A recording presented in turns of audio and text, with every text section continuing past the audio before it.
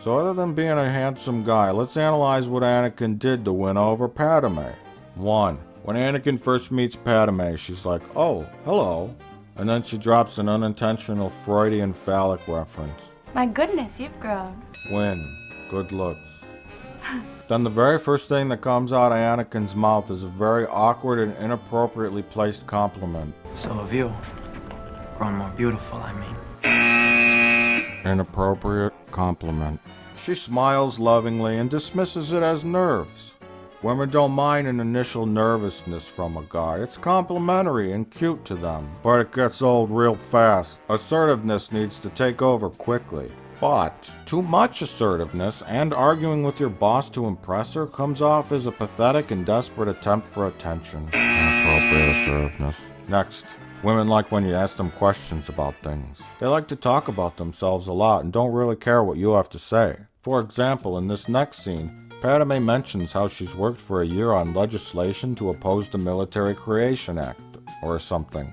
I haven't worked for a year to defeat the Military Creation Act. Even if you could care less about this shit, you just pretend like you do. You can say, "Well, that sounds interesting. Tell me about this piece of legislation." Then she'll start running her mouth, and you could think about sex while she's talking. Occasionally you should nod, and always be prepared with some follow-up questions. Instead, Anakin misses this very obvious lead and immediately starts talking about himself and his Jedi stuff.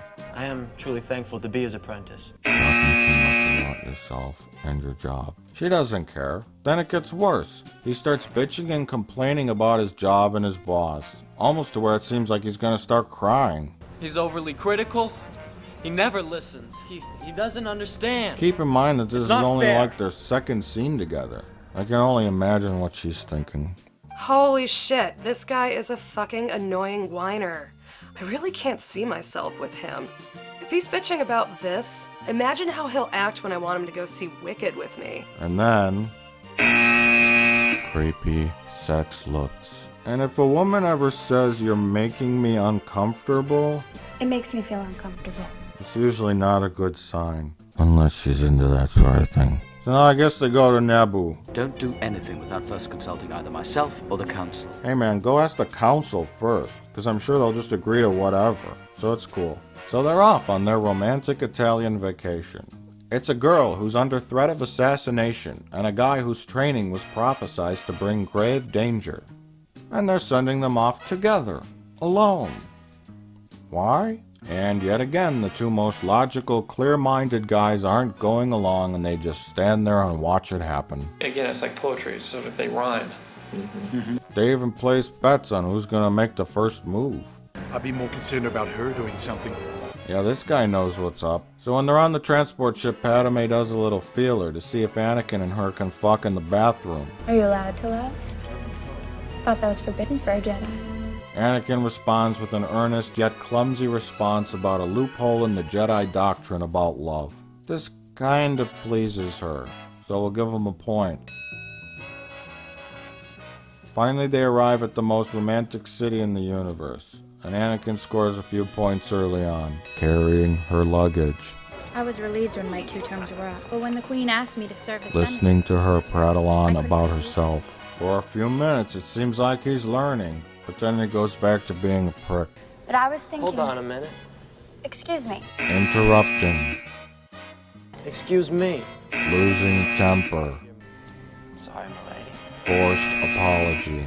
Then for no reason they take a ride on a Venetian gondola to a romantic location. But did you ever notice how this is like a space gondola? Like it has the same yellow and silver design elements that the Naboo fighters have? Like everything else has this old world charm to it, but the gondola. I mean, can you squeeze any more romantic cliches into this movie? Oh wait, you can. They could have stuck in the Naboo Tower in the background and had them served wine by a waiter in a beret. Oui, Padme, can I take you out to the and give you a and and by the way, what in the hell is she wearing? I mean, really? She's kind of just asking for this guy to use the Force, isn't she? I mean, she might as well just show him where the pinball machine is. So then he stammers on, trying to make some kind of analogy about sand. It's coarse and rough and irritating, and it gets everywhere. Which could be the dumbest line ever in movie history. And then she kisses him. And is like, No.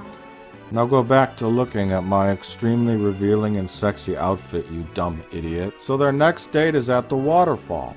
Anakin tries to discuss politics and admits he supports a fascist dictatorship. Then he rides on a giant pig, and then they roll around. The ladies like it when you roll around with them in the grass, but only if they're awake and not drugged. Later that night, in a romantic fireside setting, Padme is changed into a sexy S&M outfit and teases this guy even more. Then he starts crying. The closer I get to you, the worse it gets. Then he starts begging for sex. I will do anything that you ask. But she still tells him no because she's a senator? I'm a senator. Let the guy get his rocks off! Next, Anakin murders women and children, brings a corpse home, and goes on a psychotic, megalomaniacal rant. I killed them. I killed them all. They're dead. I will be the most powerful Jedi ever. I will even learn to stop people from dying. He's jealous. I killed them. They're dead. And the children, too. And I slaughtered them like animals. To be angry is to be human. And then, even though Anakin's strikes far outweigh his successes, she still marries the guy after knowing him for only like 3 days. You know what? I take it all back. I take back every piece of criticism I ever said about the guy. George Lucas, I present you with the totally and completely understands women trophy. You've earned it, my friend. You've earned it.